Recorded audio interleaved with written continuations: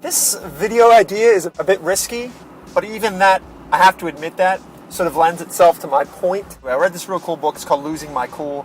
It's this very intelligent, deep commentary on black culture in America, just the multiple layers of what that is and what shapes that. This author takes the perspective that the things that sort of chain black culture and the limitations and the cattle chutes and are very damaging, and what is accepted as black culture and what isn't obviously has grave ramifications, largely to society, but more specifically to black culture in general, I guess. Just what are the fruits of this stuff? And I see even another layer of interest. I've always thought it to be a fascinating thing that in general the left sort of dominates the African American vote. And you guys already know I'm a conservative.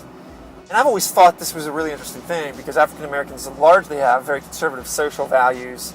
Prop 8's a good example of that in California. But yet they're almost locked in 90% and up at the ballot box to one party. And of course this is because the Democrats have painted themselves as caring about the poor and so on and so forth.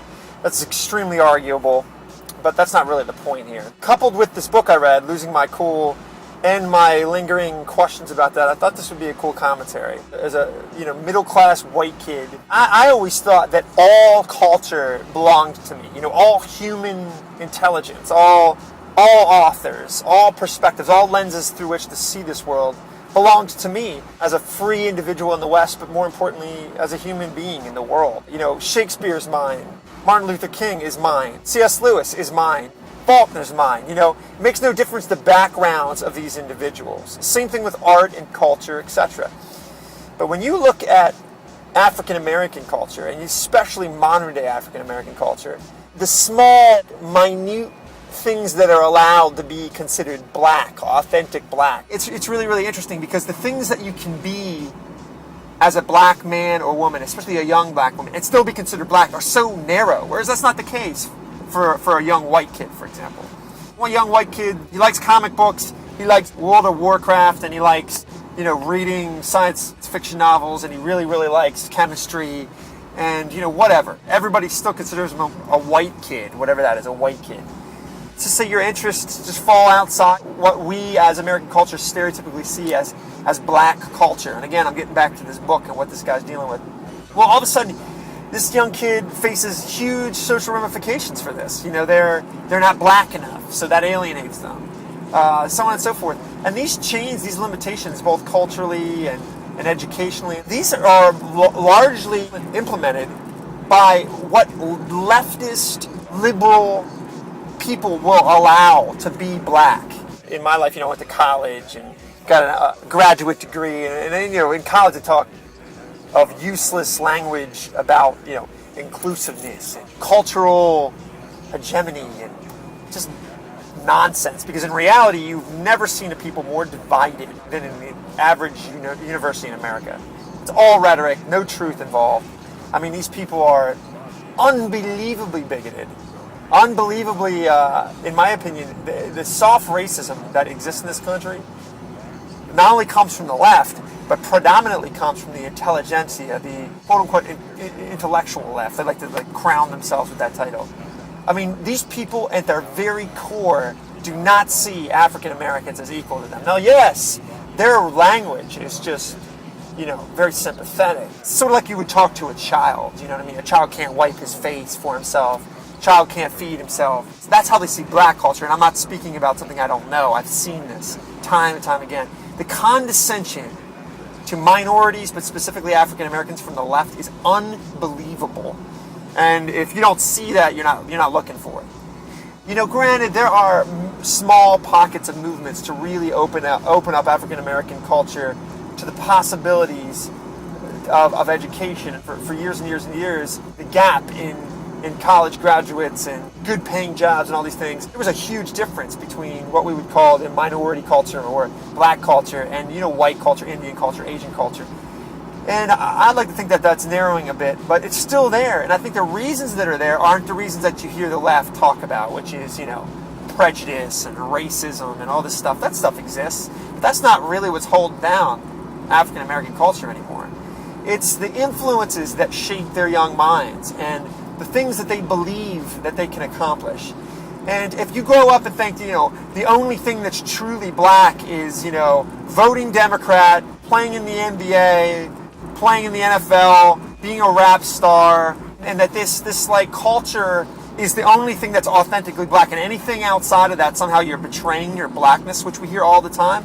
How bigoted is that? How ridiculous is that? It shouldn't limit a person. If I grew up in, the trailer parks of, West Virginia or whatever the case may be, does that mean the only thing that I'm allowed is the life exactly like my surroundings, or else I'm somehow betraying my trailer park whiteness? I mean, this is preposterous. This is literally going down in the youth culture, and this is the real chain and ball that's shackled to the young black man and the young black woman's life right now. It's not all this rhetoric from the left, all this smoke and mirrors nonsense to prop up some sort of power structure that keeps the black man and the black woman coming back to the trough, the Democratic trough, for what to do, how to vote, how to think, how to raise your children.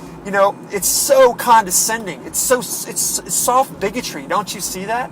Don't you see that? As a conservative man, when I see a man of any skin color, stripe, cultural background, I see a man. I see an individual man and an individual mind and an individual set of talents that are limitless as far as I'm concerned. And the only limits that are on that man are his own limits, especially in America. Now, I'm not saying that each individual person doesn't face their own demons and face their own cultural problems or whatever. But these things are all overcomeable, just like we all have to overcome them in life. And anybody who's telling you to be some sort of victim, or, somebody else is just keeping you down and pushing you down and waking up in the middle of the night, twirling their white mustache, trying to screw you over, that person's lying to you because they want to imprison you for power. Because when you're a sheep, when you're a drone, they can control you. They can get your vote to the ballot box and just check off exactly what we want. I mean, the things that I hear people say about the African American culture on the left are so patently racist, I can't even believe it. I mean, the latest thing is like this movement to ensure that everybody who votes has a driver's license, right? And somehow asking a human being to acquire some form of ID to vote is racist, right? Specifically, you'll hear these leftist commentators talk about how we're disenfranchising the black vote. Of course, if you go into any club in America, you have to have an ID. If you go into any bank, if you go into any check cash, any check, this is preposterous that asking somebody for an ID is disenfranchising the black vote. I think the person saying that is a racist, because what you're saying is that the black man or the black woman is not smart enough or capable enough of acquiring an ID, which is ridiculous. It's insulting on so many levels. I think affirmative action is one of the most racist things I've ever heard of, because it basically says that you are not capable of maneuvering the world the way other races are capable. Yes, there is historical limitations to black culture, and yes, there is slavery, and these things are not small things and they need to be addressed. But to continuously cripple and crutch a culture by telling them that they in and of themselves are not good enough to do this or do that without some sort of hand up by this elitist leftist white guy. Trust me, I know this. My professors were like this. They'd lecture about the plight of the black man, and they themselves would live in some gated community where only white people would live, where they wouldn't even shake a black man's hand. This is the left that is throwing you breadcrumbs down from their elitist table. If you're a black man listening to this, rethink the whole paradigm, because the people that you think are limiting you are not. And the people that you think are your friends or your hands up are not. And that's the point of this video. Rethink this crap and read this book, brilliant book. It's called Losing My Cool. And it really touches on this stuff in a lengthy way, and it's just fascinating social commentary. I think this is interesting stuff, and I think it'll spark a real interesting debate. Take it to the bank.